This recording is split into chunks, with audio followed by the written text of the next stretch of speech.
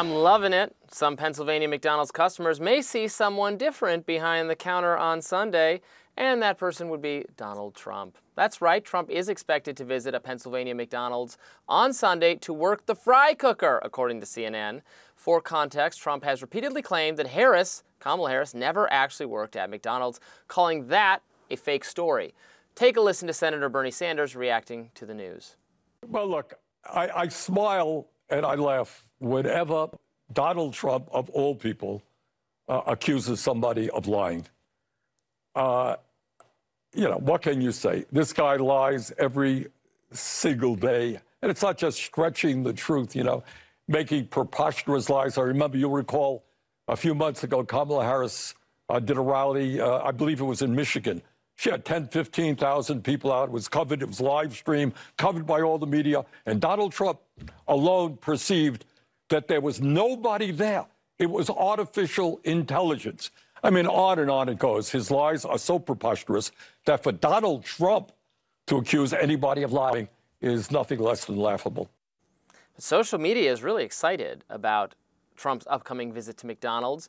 AI-generated images of Trump manning the fry machine are all over X right now. There's this one, and yeah, they're pretty funny what AI can cook up so quickly.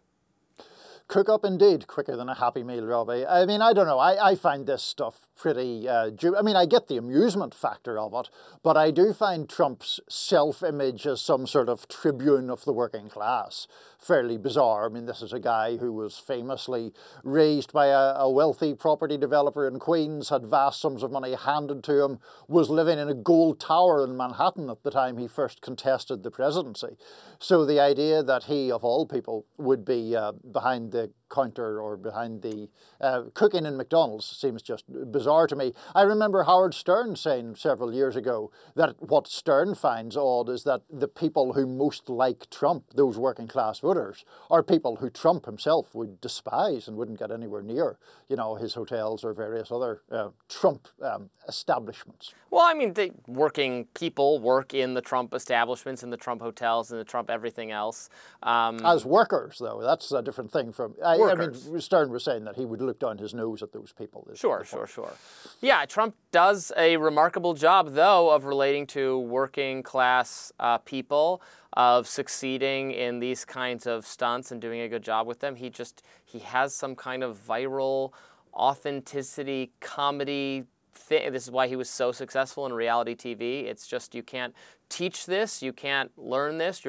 He has some it factor quality that makes him very politically successful and successful entertainment-wise in doing these kinds of stunts. So I predict it will be a success. I haven't had McDonald's in, I think, many years. What about you, Niall? I have had it fairly recently, but it makes me like break out in spots, which I think tends to be... We'll probably get sued by McDonald's now for suggesting that it is less nutritious and fantastic.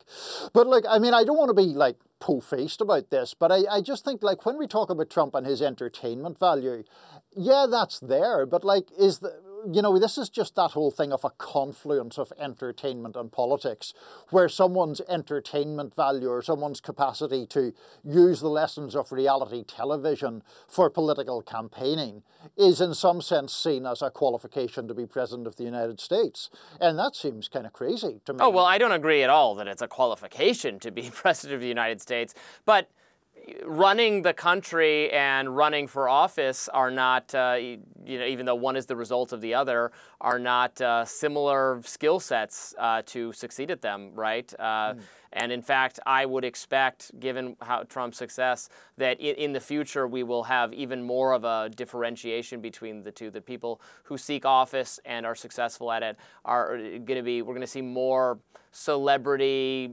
world of professional sports maybe, other things of that nature. People who are good at being on TV, good at communicating in media environments, are going to be the ones successful in the political environment, more so over professional politicians, you know, people who are thoughtful and great about policy or making government work, although I end up disagreeing so much with those people anyway. I'm not sure this would be much of a negative, but it'll be a split between these two skills.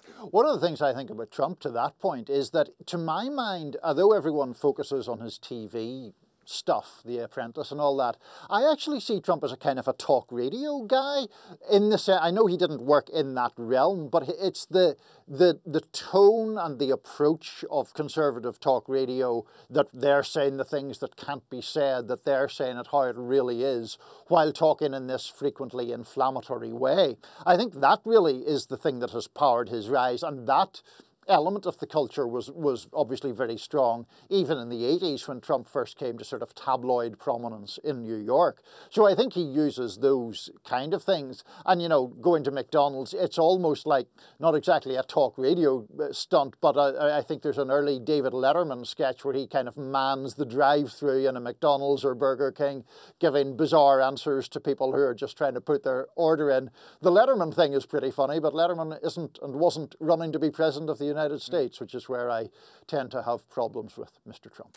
No McDonald's for me, but I do go to New York about once a month to make a media appearance up there, and I end up getting Chick-fil-A for dinner because that's usually the closest dining establishment to where my hotel is, and so I have a once-a-month visit to Chick-fil-A, which I love, although I wish there was an in-between size for the chicken nugget type thing, because the smaller size is just not quite enough, and the larger size is for like an entire family, and I would feel pretty ashamed of myself for eating it. But I love the Polynesian or Hawaiian sauce or whatever it is. It is delicious. I assumed you were just liking Chick-fil-A because of their political affiliations. Nope, but nothing no. to do with that. It's all, I'm just all about the chicken, all about the food, and all about that sauce, baby.